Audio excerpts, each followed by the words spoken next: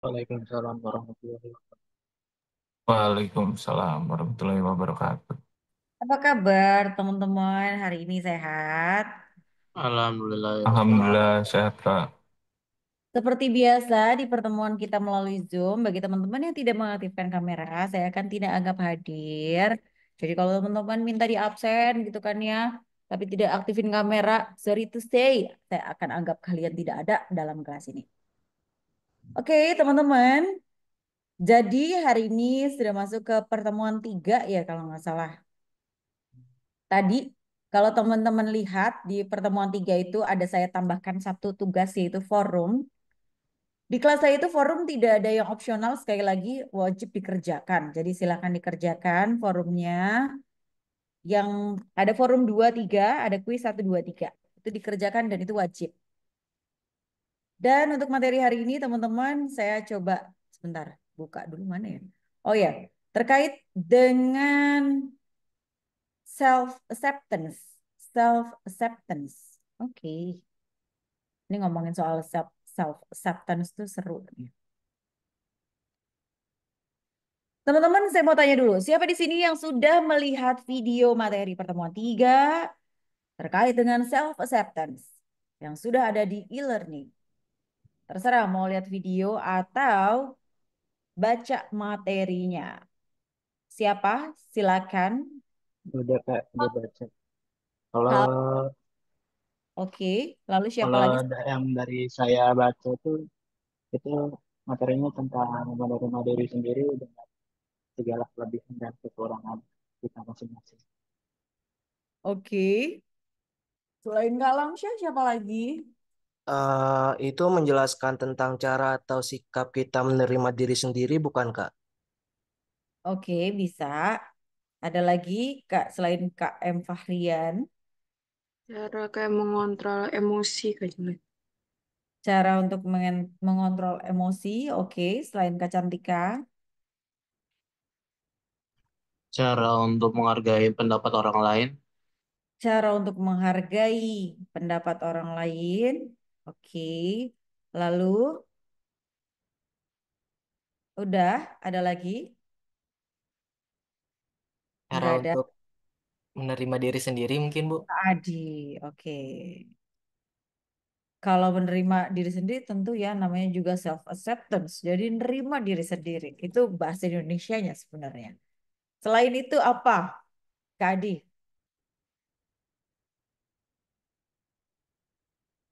Untuk mengembangkan diri nggak sih Kak? Untuk pengembangan diri ya bisa juga karena tadi bentuk dari penerimaan diri kita sebelumnya. Tapi teman-teman pernah nggak sih kalian semua berpikir bahwa self acceptance ini adalah sesuatu hal yang amat sangat sulit untuk kita lewati dalam hidup kita? Atau ada yang mau menyangkal enggak Kak? Enggak sulit, gampang menurut saya. Menerima diri sendiri tuh gampang banget Kak. Mungkin ada yang mau ngomong kayak gitu? Saya pengen tahu apakah ada orang sekuat itu di dunia ini gitu kan. Kira-kira siapa tahu gitu kan ya. Mungkin kalau teman-teman tanya saya nggak akan pernah jadi manusia sekuat itu. Tapi saya selalu berusaha untuk menjadi manusia yang memang tidak terlihat lemah di hadapan orang lain. Tapi yang namanya manusia pasti ada kalanya kita itu benar-benar kayak ngerasa di titik terendah dalam hidup. Padahal kalau kita lihat ke bawah, kita tuh nggak ada apa-apanya dibandingkan masalah-masalah orang. Contoh, karena teman-teman di dunia IT. Silakan ya, ini berebut aja untuk ngejawabnya. Kalian tentu akan dihadapkan dengan dunia IT, yaitu ngoding, ngerjain proyekan.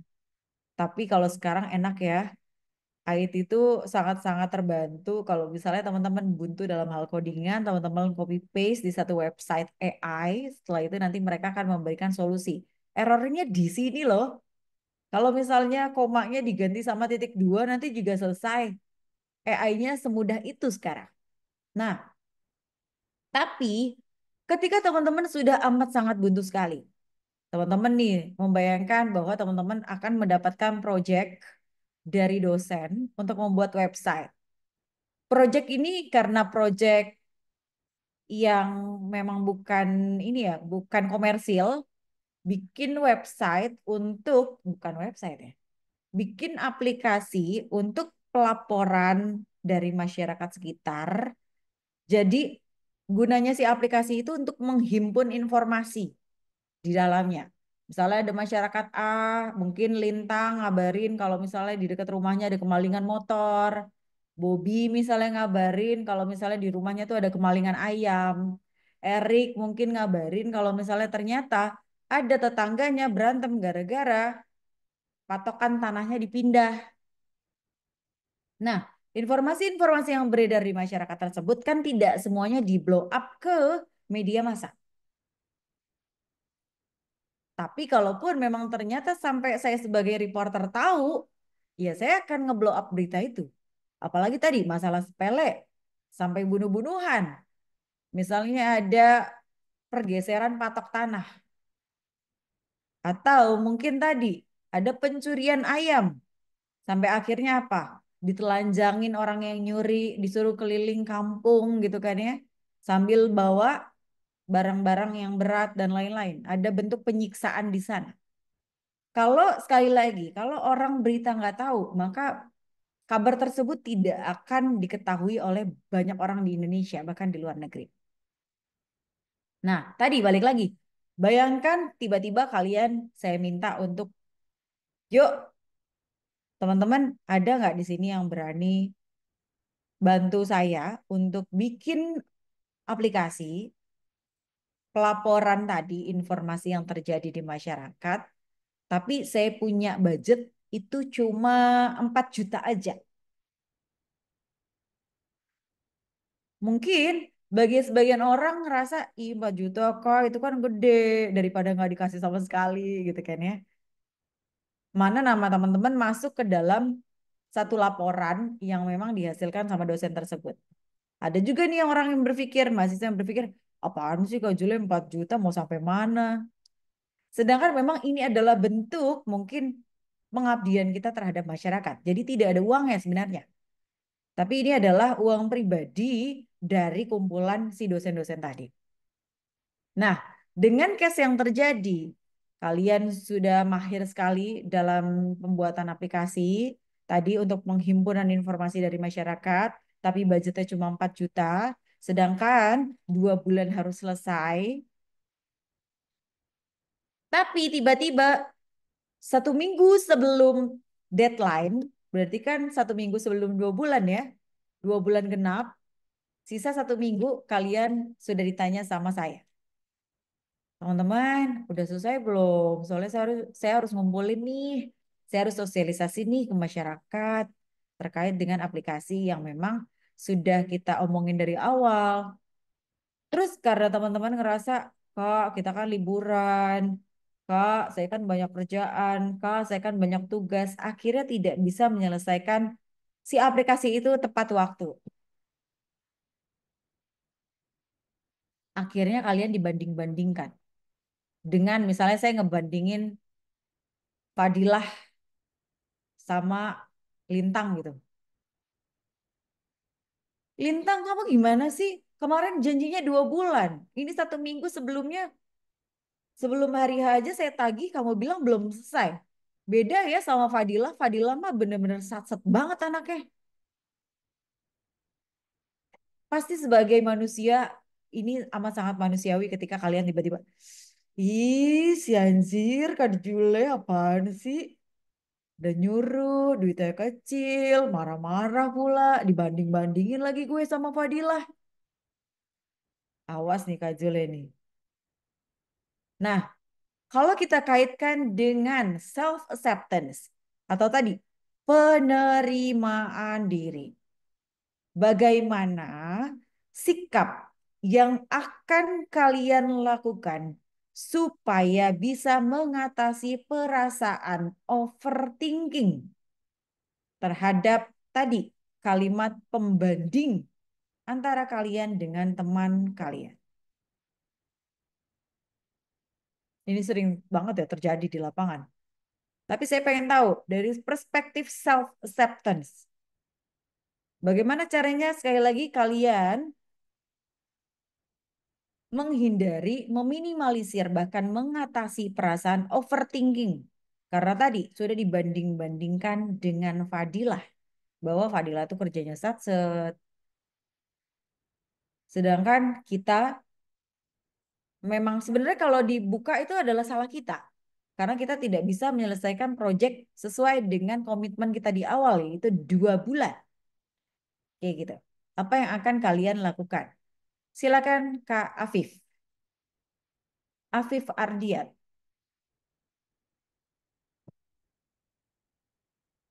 Sebelum setelah ini kalian silakan cepet-cepetan mau jawab apa. Kalau Kak Afif Ardian nggak bisa jawab, Kak Afif nggak boleh bilang nggak tahu kok, belum siap Kak. Nggak. Harus berpikir saat ini juga.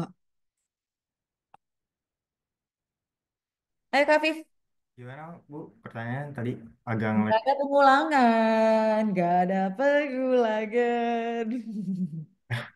Oke, skip. Kak Afif skip. Silakan teman-teman kesempatan bagi yang lain yang memang tadi menyimak dan ingin mendapatkan nilai, saya persilakan. Saya Kak evaluasi diri Kak. Oke, Kak Fadila. Cara mengevaluasinya seperti apa? Contohnya kita tidak menempati janji, kita coba ini Kak, perbaiki. Mm-mm. Perbaikinya dengan cara Baiknya saya gitu. gimana nih? Misalnya nih ini kejadian di Kak Fadila. Kak Fadila akan melakukan apa supaya saya tidak marah dan Kak Fadila bisa memenuhi komitmen kakak? Saya akan coba bersikap tenang dan coba ini Kak.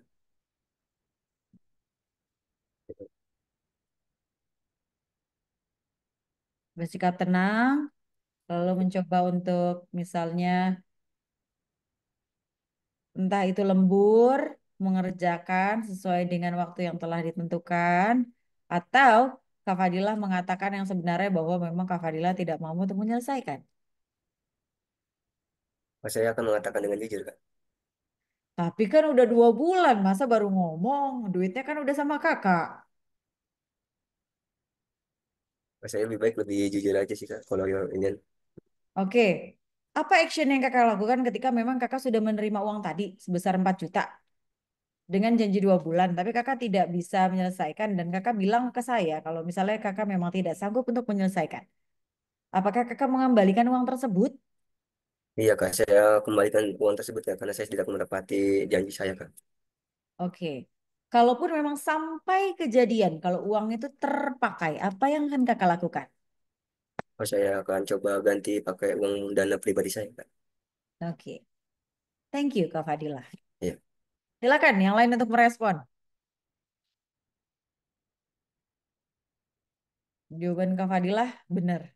Jadi ada solutif, ada solusi yang diberikan walaupun tetap ya saya akan kecewa karena udah buang-buang waktu 2 bulan gitu kan ya. Ayo, yang lain.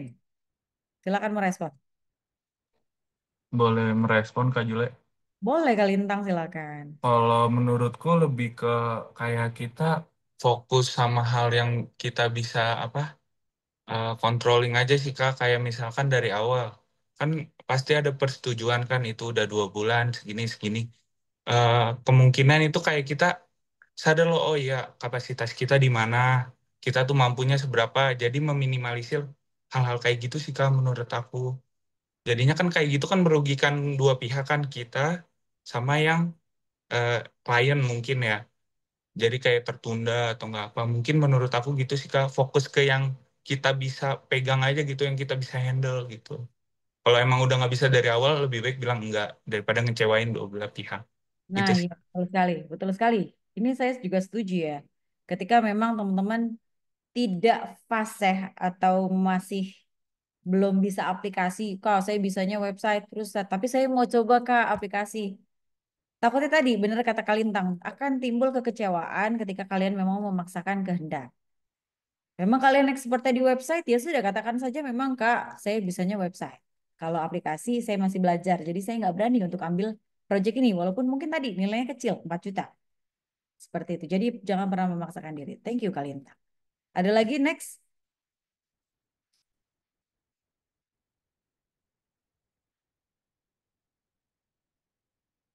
Tapi sebelumnya saya mau tanya, apakah di sini ada yang memang bisa bikin aplikasi?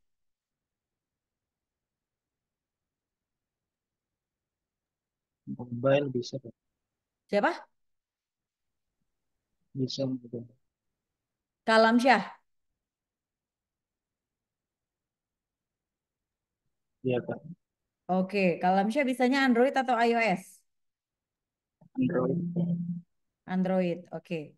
Kalamsyah, kalaupun memang ternyata Kalamsyah diminta untuk bikin aplikasi tadi, cuma untuk mengumpulkan atau menghimpun berita-berita yang terjadi di masyarakat, apakah Kalamsyah mau dibayar 4 juta atau mau tidak dibayar tapi nama kakak masuk ke dalam jurnal sebagai mahasiswa ya, sebagai peran mahasiswa?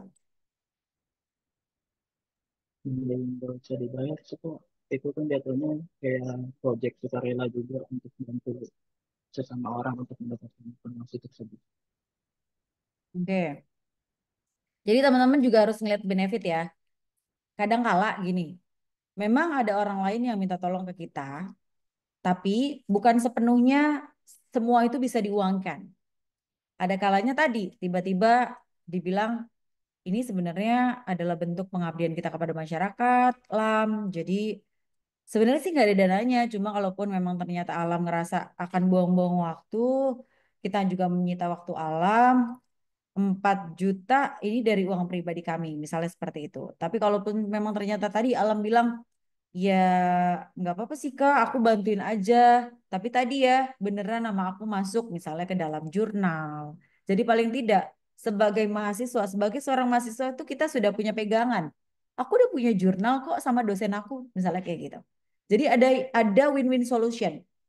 Jadi bukan hanya dosen yang diuntungkan untuk bisa share kepada masyarakat bahwa Ibu di Luhur punya aplikasi loh yang bikin mahasiswa. Bukan hanya namanya saja di dalam orang yang ngebuatin, tapi paling tidak Kak Alamsyah sudah punya jurnal yang memang mencantumkan Alamsyah Kusuma Negara di dalam satu jurnal terkait dengan tadi aplikasi pelaporan informasi publik seperti itu. Ya, semoga nanti. Tapi selain Kak Alamsyah, ada lagi nggak yang bisa bikin aplikasi? Tadi Kak Alamsyah Saya belum Android, bisa. kan? Sorry, Saya Kak Kautsar bisa apa? Android juga Bu. Oh, Android juga. Oke. Pakainya apa? Bahasanya. Pakai Java Bu. Kadang Kak Kotlin juga. saya juga itu ya, Java ya?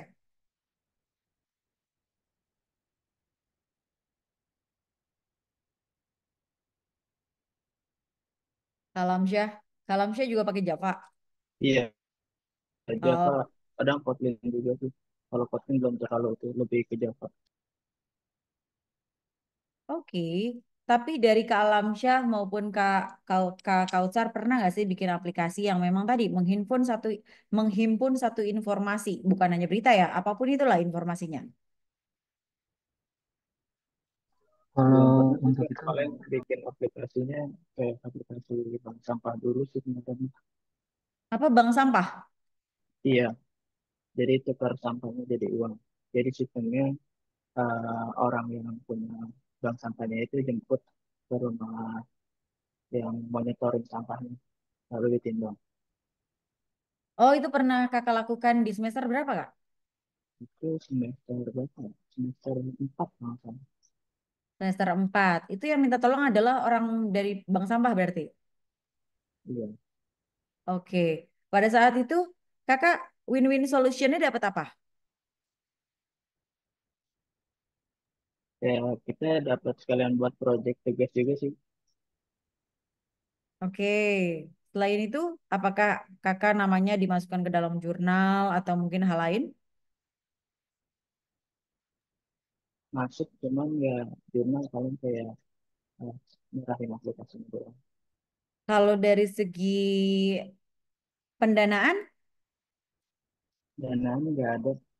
nggak ada. Dan berapa lama waktu itu bikinnya, Kak? Itu sekitar 4 bulan apa 4 bulan lebih. 4 bulanan sampai bisa rilis. Iya. Oke. Kalau Kak Kautsar sebelumnya pernah bikin aplikasi yang untuk menghimpun informasi kayak gitu nggak? Belum pernah Bu, cuman saya pernah nyoba bikin game sekali sama testing ini doang, kayak apa sih, CRUD gitulah Bu. Mhm. Tapi kalaupun memang ternyata diminta untuk bikin aplikasi kayak gitu, bisa nggak sih kira-kira? Bisa-bisa aja sih Bu. Oke, bisa-bisa aja sih gitu ya. Terus kalau dari Kak Alamsyah maupun Kak Kautsar pada saat itu UI UX-nya siapa yang bikin? Saya sendiri juga Oh, full yang ya. itu. Iya, Berarti back end front end semua Kakak. iya kebetulan kemarin begitu. Oke.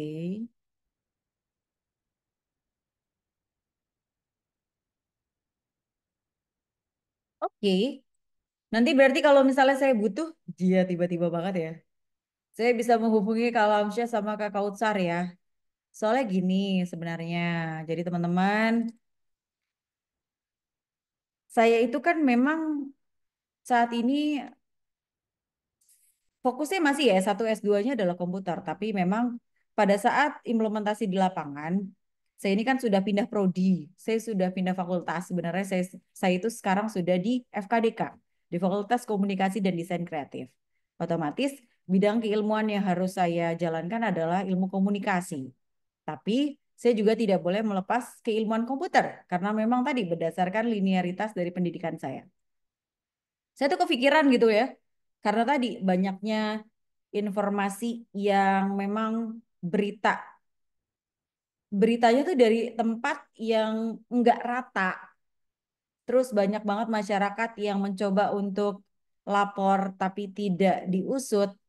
Bahkan kemarin saya baru banget ngobrol sama polisi di ruangan saya ini sekitar 3 jam. Saya benar-benar mencari tahu detail, bahkan sampai saya desek banget gitu kan ya. Karena saya pengen tahu ini cara ngusutnya gimana sih sebagai seorang polisi gitu. Nah, di situ saya memahami bahwa keviralan ini menjadi prioritas supaya si polisi itu jalan. Tapi kalau nggak viral, itu nggak prioritas bagi polisi. Makanya kenapa banyak sekali gitu kan ya netizen plus 62 bilang kalau nggak viral nggak akan diusut. Betul. Karena memang yang terjadi seperti itu. Dan kemarin saya juga dapat informasi bahwa setiap wilayah itu punya dana yang memang terbatas untuk si polisi-polisi ini terjun ke lapangan. Misal, satu wilayah tersebut, misalnya wilayah Jakarta. Wilayah Jakarta itu kan ada Jakarta Barat, Timur, Utara, Selatan gitu kan ya, pusat. Nah, misal di satu kota Jakarta Selatan. Di dalam kota Jakarta Selatan itu ternyata ada pagu maksimal. Si polisi ini bisa menerima berapa laporan untuk ke lapangan tanpa dipungut biaya dari masyarakat. Misalnya sekian ribu laporan. Namun ketika memang sekian ribu laporan ini sudah terpenuhi, padahal itu adalah untuk pagu 1 tahun, tapi ternyata 6 bulan sudah full, misalnya 1000 laporan. Belum 1 tahun sudah 2000 laporan. Kebayang dong bagaimana caranya supaya si polisi itu tetap jalan. Akhirnya apa? Bilang secara jujur ke masyarakat, ada uang jalannya nggak Bu? Atau bisa dibantu dengan uang jalannya nggak Bu? Jadi kita bukan sepenuhnya bisa menyalahkan polisi begitu saja, karena memang kita tidak tahu ternyata serumit itu. Pada saat saya membaca, ada panduan, ada pedoman, ada tatanan. Oh iya benar juga ya, ternyata mereka punya batasan. Saya sampai bilang ke polisinya, kenapa masyarakat tidak mengetahui hal ini? Jadi yang terjadi apa? Sukatani muncul. Mau apa-apa bayar polisi.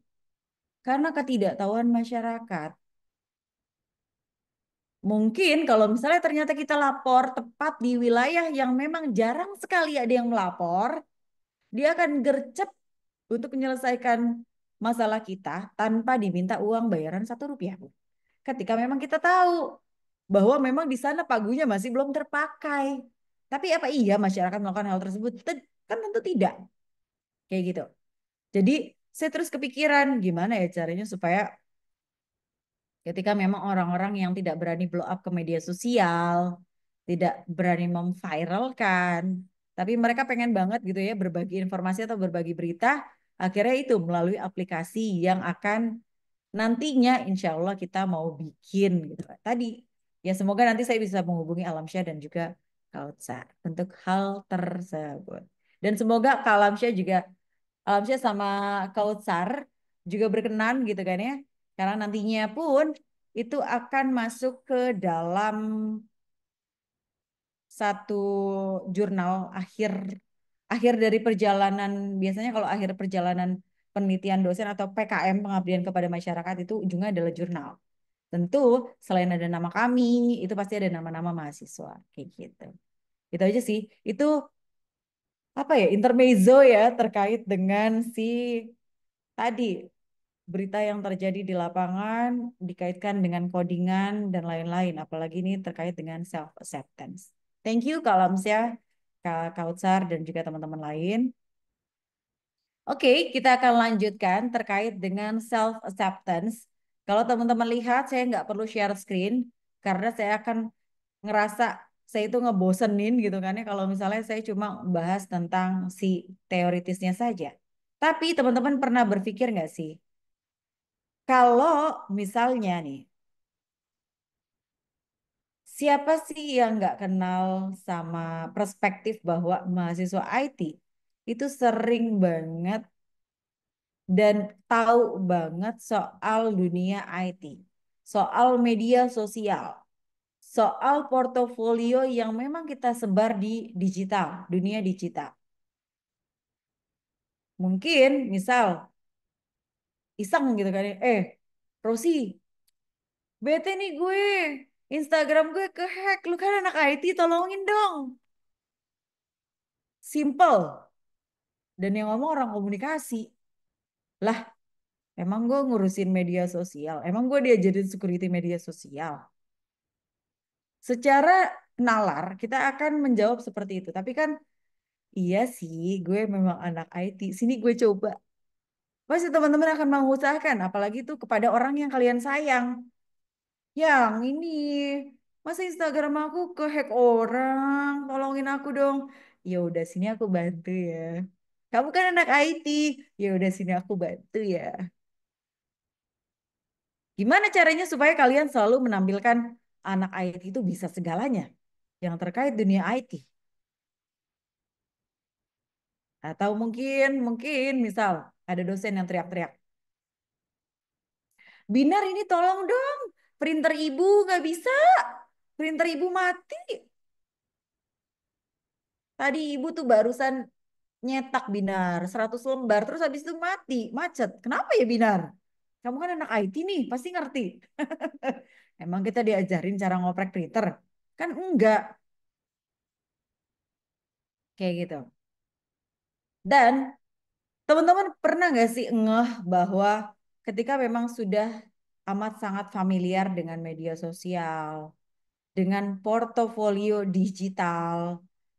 Kalau portofolio teman-teman tahu ya, misalnya teman-teman ada project apa, terus teman-teman karena bisa bikin website, akhirnya semua proyekan teman-teman tampilin di situ dan menyatakan saya ini adalah siapa, ini project saya, ini adalah orang-orang yang sudah bekerja sama dengan saya, ini tahun pembuatannya dan lain-lain. Tapi bagaimana caranya supaya kalian bisa menerapkan penerimaan diri supaya tidak minder dengan mahasiswa-mahasiswa lain di luar sana. Misal contoh kita sebut nama saja. Sering banget mahasiswa BINUS tuh keren-keren loh. IT-nya jago-jago loh. portofolio keren. Beuh, pantes mahasiswa BINUS. Mungkin di tempat tongkrongan ada yang ngomong kayak gitu. Nah, sebagai anak IT di Universitas Budi Luhur, bagaimana cara kalian menerapkan si self-acceptance? Self-acceptance, bagaimana caranya kalian menerapkan aku menerima diriku dengan segala kekuranganku, dengan semua kemampuan yang aku punya, supaya kalian tidak minder terhadap tadi omongan orang, dan supaya kalian tetap fokus. Bagaimana caranya supaya saya lebih unggul dibandingkan mahasiswa yang tadi dibandingkan dengan saya? Apa yang akan kalian lakukan? Silakan Kak Bobi.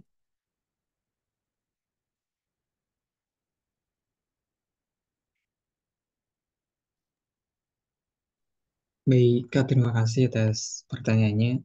Saya izin menjawab. Kalau menurut saya bagaimana caranya agar bisa menerima keadaan di mana seseorang membandingkan saya dengan orang lain di posisi yang begitu, tentunya saya introspeksi diri yang pertama. Kedua adalah dari introspeksi tersebut saya belajar tentang hal baru dan mengembangkan juga agar kemudian hari ketika ada perbandingan tersebut bisa saya pede dan apa artinya tidak minder ketika dibandingkan lagi. Terima kasih.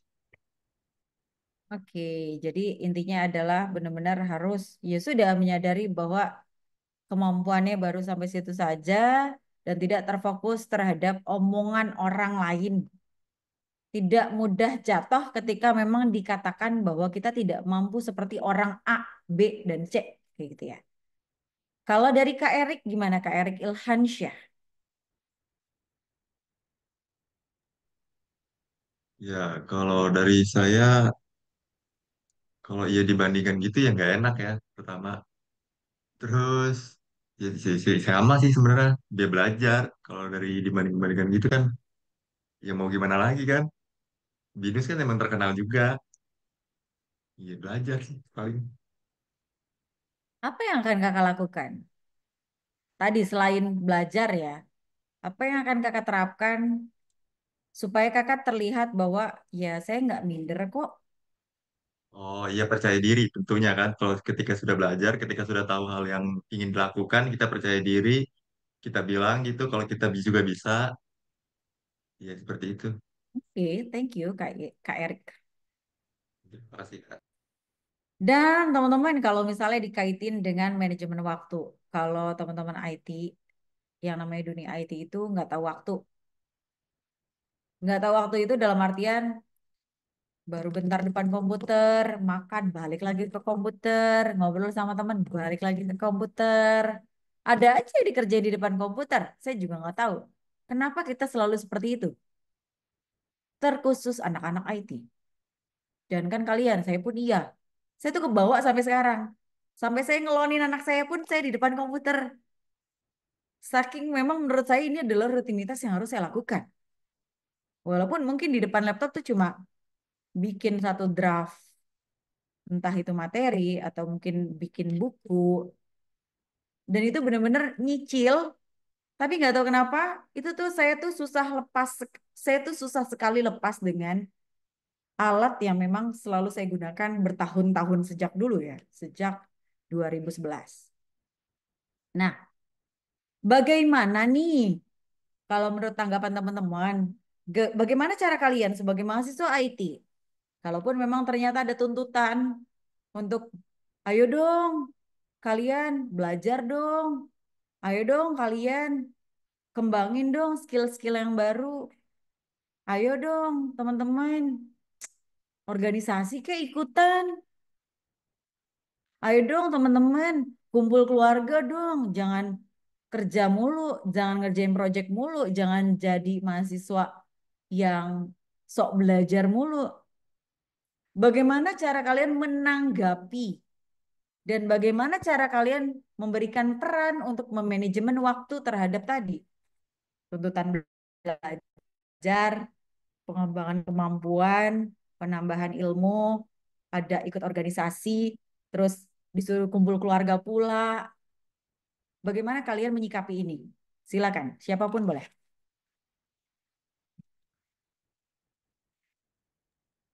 Saya boleh menjawab, Bu. Boleh, Kak Adi?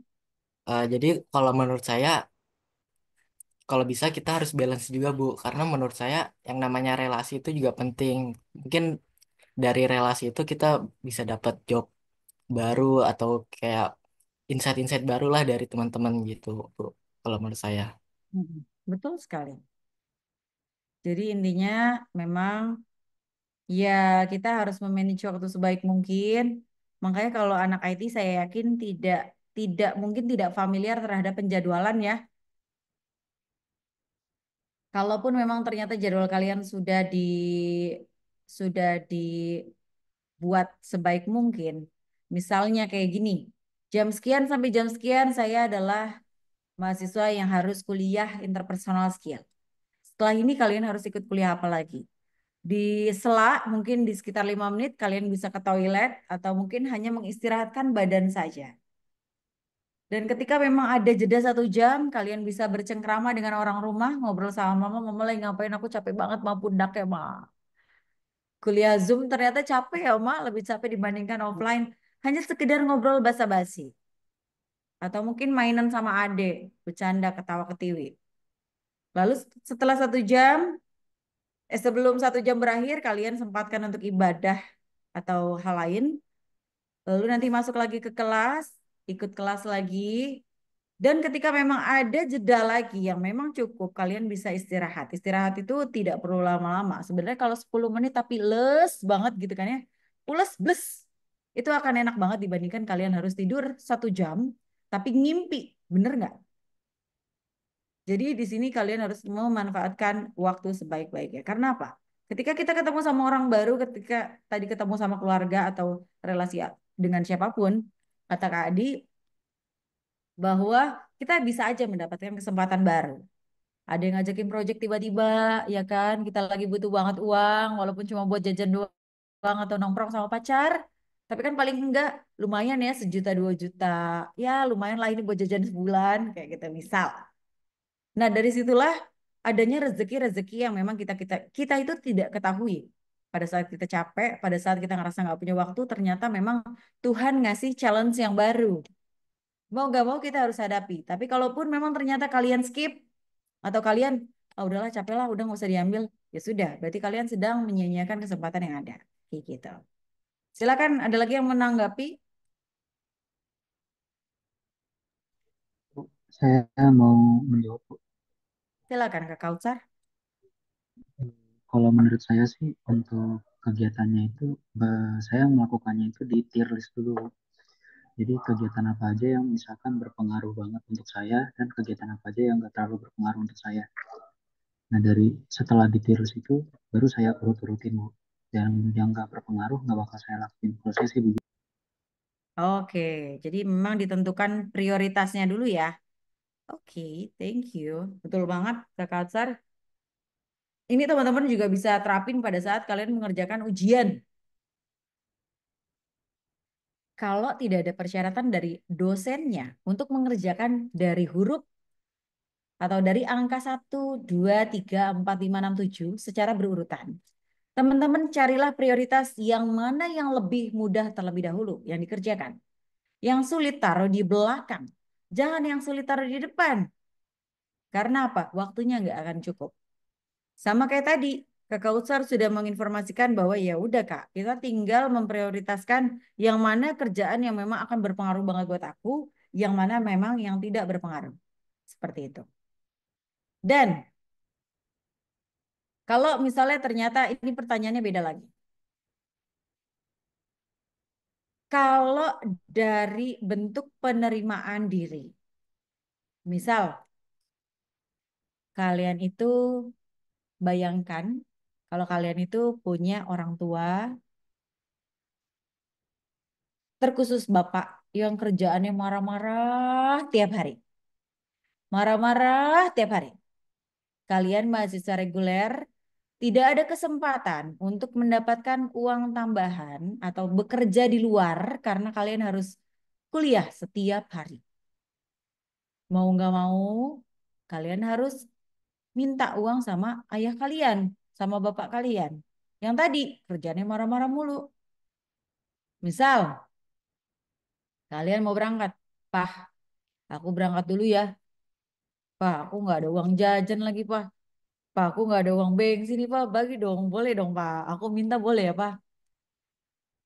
Kamu tuh ya kerjaannya minta duit orang tua melulu, bikin susah orang tua. Emang kamu nggak mikir orang tua itu susah nyari uangnya? Misal, kalian dihadapkan situasi yang seperti itu. Terus kalian tuh dikatain, kamu tuh ya kalau ke saya cuma minta duit doang. Mana pernah kamu bantu saya? Tapi secara ketika kalian lihat ke belakang dan diingat-ingat kembali, kalian memang tidak pernah membantu orang tua dengan alasan, dengan dalihnya, ya gimana mau bantuin orang tua, Kak, buat dagang. Mau gimana mau bantuin orang tua, Kak, buat bantuin di bengkel. Saya aja kuliah, dari pagi udah kuliah, istirahat 5 menit doang. Siang, ya saya tidur, Kak, pengen ngerjain tugas sebentar. Habis itu saya kuliah lagi sampai jam 4 sore. Sore, ya saya kan juga pengen main, Kak, sama teman-teman nongkrong. Nah, bagaimana sikap yang akan kalian lakukan supaya hubungan kalian dengan orang tua kalian tetap harmoni? Silakan, siapapun boleh memberikan tanggapan. Kak, Monggo, Kak Raihan. kalau saya mungkin bikin kesepakatan Kak, kan kita kuliah kan nggak setiap hari ya, ada liburnya juga. Bikin kesepakatan Kak, kita bantu-bantu di, misalnya kalau orang tua kita punya toko atau apa, bikin kesepakatan aja Kak. Nanti yang pas libur kita bantuin gitu. Dan Nah, tapi nanti dikasih uang dulu, ntar ya hitungan kayak kesepakatan kita kerja lah, nah tapi digaji duluan gitu. oke. Iya. Tapi bagaimana jika pekerjaan yang akan kakak lakukan, yang Kak Raihan lakukan ini membuat kakak jadi, ih aku malu ah kalau aku bantuin orang tua dong, aku kerjanya di bengkel, malah kotor banget lagi bengkelnya, kecil pula, di pinggir jalan lagi kelihatan sama teman-teman. Kalau saya sih bodo amat ya, ya maksudnya gimana ya? Bantu-bantu aja Kak, yang lewat juga temen nggak bakal mikir gitu sih, maksud kalau menurut saya. Jadi bodo amat lah, yang penting dapat duit gitu. Oke, nice. Jadi tetap prioritas pertama kita adalah orang tua, mau pekerjaan orang tua kita di mata orang itu mau sehina apapun, sejelek apapun, selagi halal kita harus bantu. Mau Ya, kata teman kita misalnya tadi kata Kak Raihan mau teman kita ngatain, tapi kita juga nggak mungkin sih kau punya teman yang ngatain, pasti malah diapresiasi. Itu bagus, tapi bagaimana dengan kalau misal kita ketemu sama circle pergaulan yang memang mengedepankan lifestyle.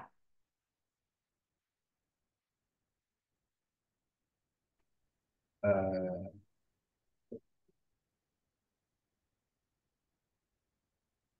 Saya akan mengatakan seperti ini sebagai orang teman tongkrongannya Kak Rehan. Rehan, kemarin gue lihat lu di bengkel kerja, lu gimana sih? Ke kampus bawa motor bagus, pakai baju bagus, masa lu kerja di bengkel? Nggak mampu ya lu ya? Misal kayak gitu. Apa yang akan Kak Raihan tanggapi? Bahasanya seperti apa? kalau saya cari tahu dulu Kak, dia duit dia, style dia bagus itu dikasih orang tua atau kerja. Kalau dia kerja sendiri, ya kita tanggapin dengan santai aja, sama-sama apa, mencari duit sendiri lah hitungannya gitu. Tapi kalau dia duitnya masih dikasih orang tua atau orang lain, saya apa ya, saya cengin lah. Enggak, saya bercandain lah gitu biar dia nyadar gitu Kak, apa Oke, cara posisi saya sama bercanda, posisi dia gitu. cara bercanda ini kira-kira seperti apa kalimatnya? Ya sarkas-sarkas gitu lah Kak, kayak ya gitulah. Oke, jadi teman-teman, kalaupun memang teman-teman mempelajari dan memahami materi di pertemuan self acceptance ini, teman-teman tidak selalu harus menjawab apapun yang orang lain katakan kepada kalian.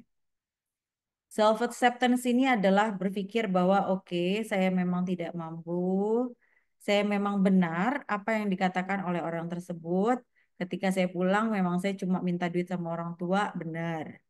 Ketika memang saya mencoba untuk membantu orang tua, tapi orang tua saya cuma bekerja di bengkel yang memang bengkelnya itu cuma dari gubuk, bahkan di pinggir jalan yang kecil. Benar, ya memang itu harus saya terima. Dan saya akui bahwa itu adalah orang tua saya. Tapi bagaimana dengan teman-teman yang ngerasa, saya punya pengalaman dari mahasiswa, bahwa mahasiswa ini menceritakan orang tuanya itu bapaknya kerja di kontraktor. Lagi menjalankan banyak proyek dan ibunya adalah seorang PNS. Ke kampus selalu menggunakan motor yang bagus. Keren gitu kan ya. Tapi ternyata pada saat diusut, dia bilang rumahnya dia tingkat 2, tapi pada saat kami datang, kontrakannya amat sangat tidak layak. Saya katakan, terus saya tanya, ketemu sama bapak-bapak dan ibu-ibu. Dan ternyata itu adalah kedua orang tuanya yang dalam keadaan tidak layak juga. Bapaknya pakai baju compang-camping, mukanya juga nggak kurus, ibunya juga sama. Tidur pun tidak beralaskan. Cuma kasur, itu pun kasurnya jorok sekali. Dan temboknya benar-benar tidak dicat, hanya di semen. Itu benar-benar rumah yang paling berantakan yang pernah saya lihat. Sebagai, maksudnya kenapa saya ngomong kayak gini? Paling berantakan yang pernah saya lihat karena dia punya statement bahwa dia rumahnya tingkat 2, orang tuanya kerja kontraktor, punya banyak proyek dan ibunya adalah seorang PNS. Apa yang bisa kita ambil dari sini? Berarti ini orang belum bisa self acceptance, belum bisa menerima diri dan belum bisa menerima keadaan bahwa memang dia bukan orang yang dia ceritakan. Tadi demi punya circle yang bagus. Ya, mungkin dari sebagian kita pernah ada teman kita yang seperti itu, bahkan kita pun mungkin pernah mengalami hal tersebut. Kita pun pernah melakukan hal tersebut. Mungkin, walaupun tidak secara langsung. Tapi berarti teman-teman kalau pernah dan ngeh, iya lagi Kak ada teman aku yang kayak gitu, iya lagi Kak ada saudara aku yang kayak gitu, iya lagi Kak aku pernah kayak gitu. Berarti teman-teman belum bisa menerima diri sendiri. Bentuk penerimaan diri bukannya teman-teman semerta-merta aku terima aku apa adanya, bukan. Tapi menerima keadaan, mengakui keadaan bahwa memang aku dalam keadaan level yang tidak baik-baik saja dan aku mau berubah dan aku mau menginjak ke level yang lebih tinggi dibandingkan sebelumnya. Itu yang namanya self acceptance. Dan aku mau memberikan yang terbaik untuk orang-orang sekitar aku. Itu adalah self acceptance. Bukan hanya meratapi dan diam di tempat. Atau bahkan sampai berkoar di luar kalau kalian itu adalah pura-pura menjadi orang yang terpandang.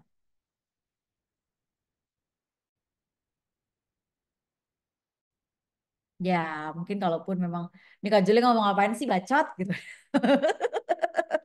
Ini Kak Juli ngomong apa sih? Ngomong mah enak Kak Jule. Tapi kan kita sebagai mahasiswa kalau misalnya ketemu sama pergaulan yang memang high class, ya kita harus ngikutin lah Kak. Boleh ngikutin. Ambil baik ya, tapi jangan sampai kalian terjerumus.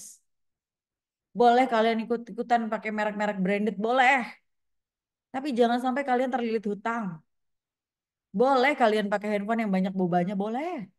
Tapi jangan sampai kalian menyusahkan orang tua. Kayak gitu.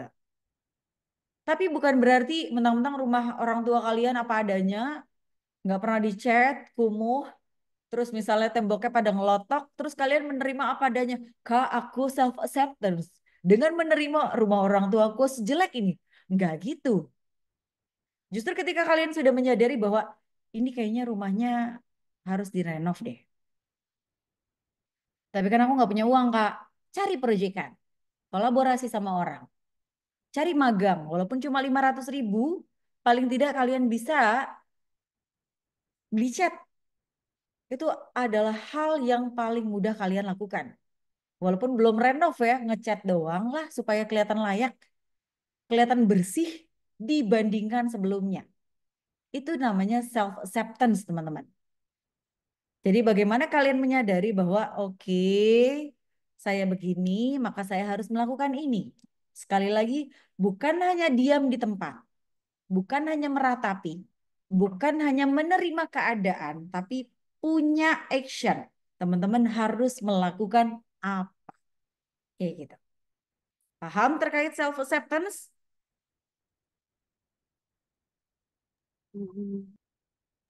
Paham? Oke. Bu. Good. Kalaupun memang kalian paham. Nah, kalau kalian lihat di forum 3 itu ada tentang bagaimana self acceptance dapat membantu kalian mahasiswa IT dalam menghadapi tekanan ya kan. Entah itu di akademik, susah banget gitu kan ya memahami materi codingan atau mungkin gimana caranya untuk memahami, aduh aku nggak ngerti lagi nih apa sih nih, apa ini Python, Python apa ini? Puyeng deh. Apa yang akan kalian lakukan? Kalau misalnya kalian tadi dikaitkan dengan penerimaan diri. Ketika memang kalian sudah tahu bahwa kalian ini sulit untuk menerima satu materi, kalian akan melakukan apa? Itu kalian jawab dan ini hukumnya adalah wajib. Forum 3 itu wajib dikerjakan, forum 2 wajib dikerjakan, kuis 1, 2, 3 wajib dikerjakan. Kalau teman-teman tanya deadline-nya kapan, lebih cepat lebih baik. Karena kalaupun nanti sampai tiba saatnya kalian UTS ada yang belum ngerjain, saya tidak akan mengingatkan kembali, tapi saya akan langsung mengakumulasi untuk menjadi nilai tugas kalian. Jadi jangan pernah skip untuk mengerjakan apapun yang ada di e-learning. Gitu. Oke, teman-teman sampai sini jelas? Jelas, Bu. Ada nggak pertanyaan terkait dengan self acceptance yang mau kalian tanyakan?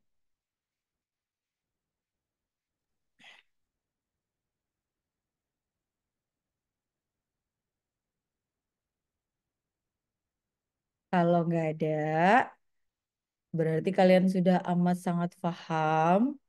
Saya harap ini bisa kalian benar-benar realisasikan tidak hanya di rumah, di kelas, tapi harus kalian realisasikan ketika ada masalah yang terjadi dalam hidup pribadi kalian. Kak Jule izin bertanya, Boleh, silakan Kak Binar. Kak itu kan di forum satu tuh nggak ada di pertemuan pertama tuh bagaimana ya Kak? Oh, forum Sergasi. forumnya cuma 2 sama 3 Kak. Iya Kak, tadi tadi ngomong 1, 2, 3 Kak.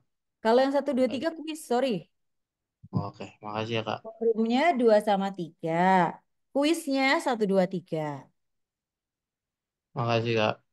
Sama-sama. Ada lagi pertanyaan? Kak, mungkin mau nanya satu. Boleh, silakan Kak Kautsar.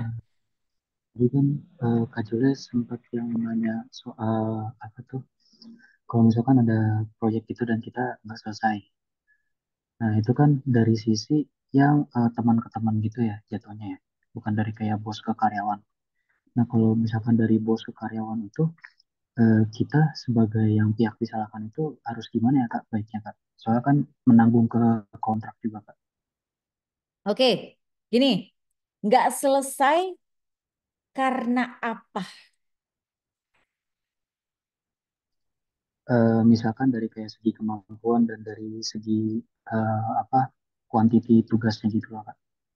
Proyeknya. Oke, sekarang gini. Ketika memang tadi Kak Kautsar mengatakan bahwa tidak selesai. Ada proyek diberikan ke staff IT oleh mungkin PM-nya, project manajernya. Nah, sebelum proyek ini kakak pegang, harus ada yang namanya perjanjian proyek.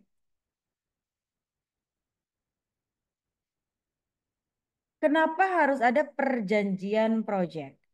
Di sini harus tertuang berapa lama,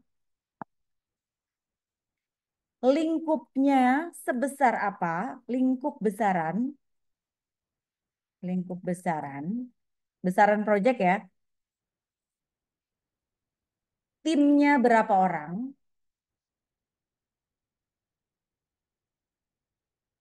dan apabila dan tambahan apabila terjadi perubahan di tengah jalan, berapa lama waktu yang bisa waktu yang bisa ditambah. Ini harus jelas sejak awal. Ya Kak, tapi kan kita cuma staff ya Kak. Disuruh ya jalan-jalan aja. Gak bisa. Kalian itu harus punya yang namanya perjanjian. Walaupun itu dengan kepala tim kalian sendiri. Karena apa? Yang namanya manusia.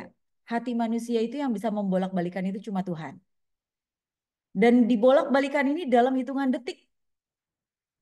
Mungkin di jam 13.00 saya mengatakan bahwa oke, nggak apa-apa Kautsar, kamu kerjain aja 2 bulan. Kalaupun memang nanti nggak bisa, tinggal bilang saya. Apakah sama dengan di jam 13.05 ketika saya tiba-tiba dapat omelan dari atasan, ada proyek dari tim lain yang tidak selesai, maka itu akan berdampak pada Kautsar. Kautsar, wah, ini jangan sampai nih nanti kejadian sama Kautsar nih. Tapi gue nggak mau ngomong dulu lah sama Kautsar. Gue mau lihat si anak ini bakalan kerja bener atau enggak. Ada orang yang men-challenge seperti itu. Karena saya pernah jadi project manager. Sampai sekarang juga saya jadi project manager. Saya juga pernah mengepalai satu aplikasi untuk dikerjakan secara terang-terangan untuk satu kementerian. Dan itu dikerjakan dari awal sampai selesai. Tentu tadi dari bosnya bilangnya, nyebelin banget ya, astagfirullahaladzim. Bilangnya adalah begini, begini, begini, begini. Realitanya apa? Di perjalanan banyak sekali perubahan. Sehingga apa? Desain yang sudah kita bikin dirombak total. Dan apa yang saya lupa, ini nih yang terakhir, tambahan apabila terjadi perubahan di tengah jalan. Apakah ada waktu yang bisa ditambah? Itu tidak saya koordinasikan sejak awal. Sehingga apa? Di akhir saya harus bayar penalti. Tapi memang itu harus saya terima. Karena apa? Karena ada kelalaian dari saya sebagai orang yang menerima proyek. Bahwa saya tidak memperjelas informasi tersebut sejak awal. Jadi sebelum Kak Kautsar nantinya dapat proyek, saya harap Kak Kautsar bisa benar-benar jalanin ini sebaik mungkin. Mulai dari berapa lama pekerjaannya, lingkup besarannya sejauh mana, apa aja yang dikerjain, timnya berapa orang, Kak Kautsar sebagai apa, dan apabila terjadi perubahan, berapa lama waktu yang bisa Kak Kautsar terima, tambahannya itu berapa hari atau berapa bulan. Dan itu harus ada hitam di atas putih, bahkan di atas materai. Walaupun mungkin nilainya kecil. Karena apa? Kalau misalnya ternyata sudah di atas materai dan ditandatangani dua belah pihak, itu sudah berkekuatan hukum. Tidak ada kewajiban Kak Kautsar untuk membayar penalti ketika memang tidak selesai. Karena apa? Masalah tadi terhadap adanya perubahan di luar ruang lingkup yang sudah disepakati itu bukan pure kesalahan dari Kak Kautsar, tapi kesalahan dari bos atau klien yang minta. Kayak gitu. Jelas ya Kak Kautsar ya? Jadi jangan sampai ini kejadian di Kak Kautsar. Jelas, Bu. Oke, ada lagi pertanyaan?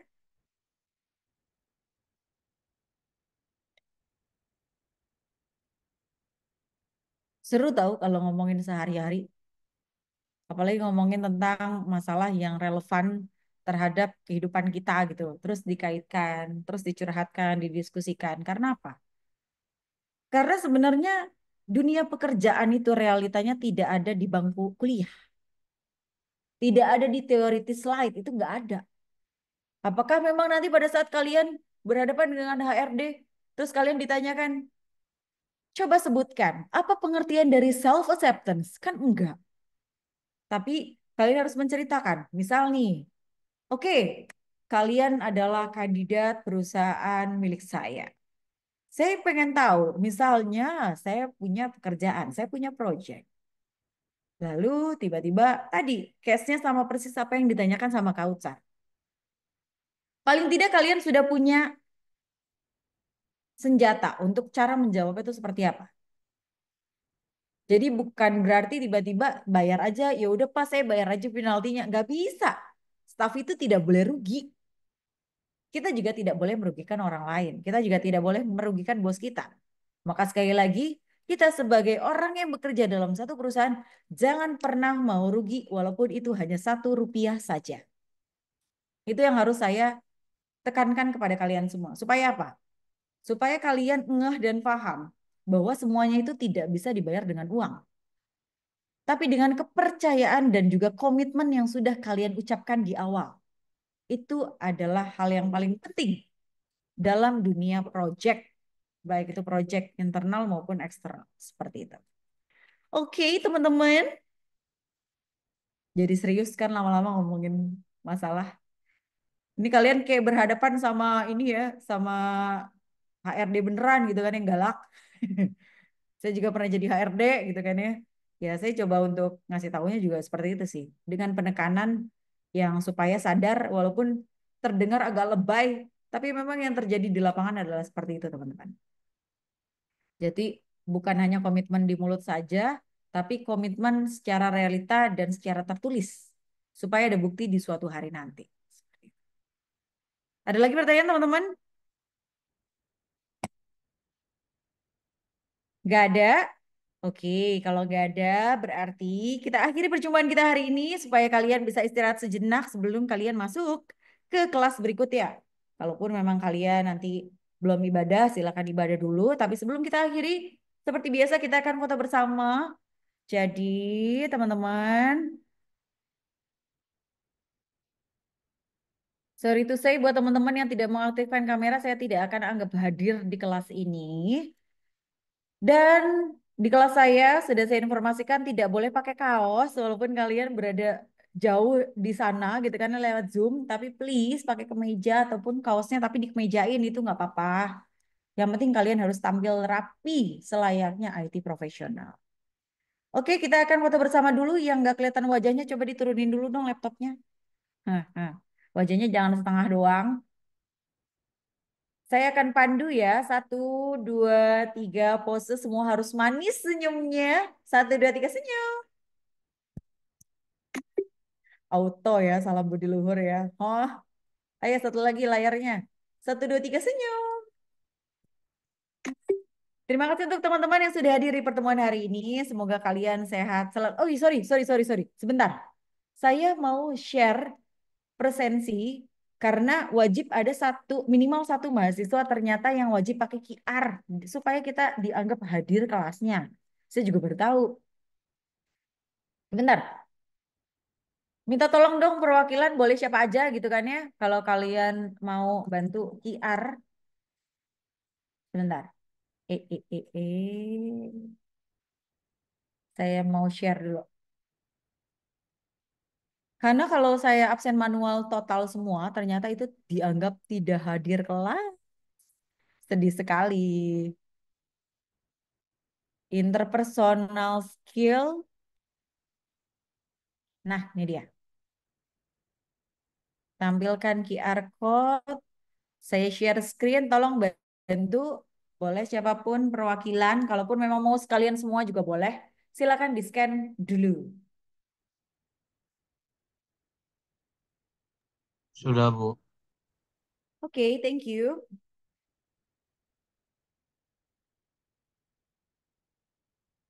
Oke, kalau bagi teman-teman yang belum bisa scan, ya udah nggak apa-apa nanti saya absen manual seperti biasa. Yang penting ada perwakilan. Salah satu dari kalian nge-share. Terima kasih untuk teman-teman. Semoga kalian sehat selalu dan selalu bermanfaat. Segala ilmu yang saya tularkan semata-mata saya tidak mau menggurui kalian. Saya cuma berbagi pengalaman selama saya bekerja dari tahun 2011. 2011 sampai sekarang. Jadi udah tahu ya asam manis pahitnya di perusahaan itu seperti apa, ketemu banyak orang seperti apa, gagal project itu seperti apa, itu nangis-nangis tuh seperti apa, hilang project ratusan juta bahkan miliaran juga pernah. Ya sudah, nanti kita akan selalu diskusikan di setiap pertemuan. Jadi jangan ragu untuk membahas apapun terkait interpersonal skill yang memang terjadi atau masalah apapun yang ada di hidup kalian. Aku akhiri, wassalamualaikum warahmatullahi wabarakatuh. Dah. Waalaikumsalam Waalaikumsalam warahmatullahi Waalaikumsalam warahmatullahi warahmatullahi wabarakatuh. wabarakatuh. Lagi Makasih, Kak. semuanya. Terima kasih Kak.